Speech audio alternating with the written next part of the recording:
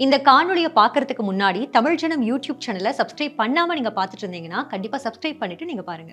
நான்கு புறமும் கடல், எங்கும் பசுமை, நீண்டு வளர்ந்த தென்னை மரங்கள், தூய்மையான சாலைகள், நீல நிற கடற்கரை. இப்படி பார்ப்பதற்கே கொள்ளை அழகாக உள்ளதல்லவா?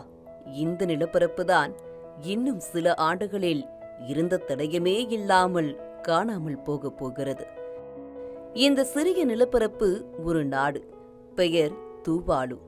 சுமார் 11,000 மக்கள் வசிக்கும் இந்த நாடு வெறும் 25 சதுர கிலோமீட்டர் மட்டுமே பரப்பளவு கொண்டுள்ளது.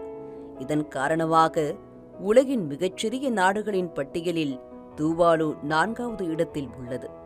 பசிபிக் பெருங்கடலில் உள்ள இந்த தீவு நாடு 9 பவள தீவுகளை உள்ளடக்கியது. 4 புறமும் சூழ்ந்து இந்த நாட்டிற்கு எழில் சேர்க்கும் இந்த கடற்பரப்புதான் இந்த நாட்டிற்கு யமனாகவும் மாறியுள்ளது. காரணம், கடல் மட்டத்தில் இருந்து வெறும் 2 மீட்டர் உயரத்தில்தான் தூவாலு அமைந்துள்ளது. இதன் காரணமாக தொடர்ந்து கடல் அரிப்புக்கு உள்ளாகி வருகிறது.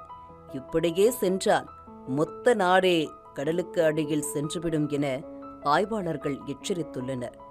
கடல் அரிப்பில் இருந்தும் கடல் நீர் மட்டம் உயர்வதில் இருந்தும் தப்பிக்க தூவாலு நாட்டு மக்களுக்கு ஒரே ஒரு வழிதான் உள்ளது.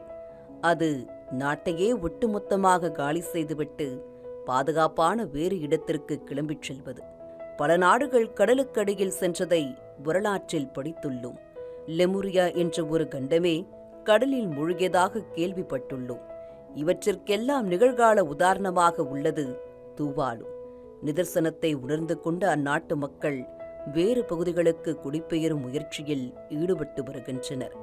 அந்த மக்களுக்கு குடிபெயர்வுக்கான முதல் தேர்வாக ஆஸ்திரேலியா விளங்கி வருகிறது. ஏனென்றால் தூவாலுக்கு அருகே உள்ள மிகப்பெரிய நாடு அதுதான். மறுபுறம் தூவாலு மக்களுக்கு ஆஸ்திரேலிய அரசும் தேசக்கரம் நீட்டி வருகிறது. மேலும் ஆண்டுதோறும் 280 தூவாலு மக்களுக்கு நிரந்தர வாழ்விடம் வழங்கும் வகையில் 2023ஆம் ஆண்டு தனி ஒப்பந்தத்திலும் கையெழுத்திட்டுள்ளது.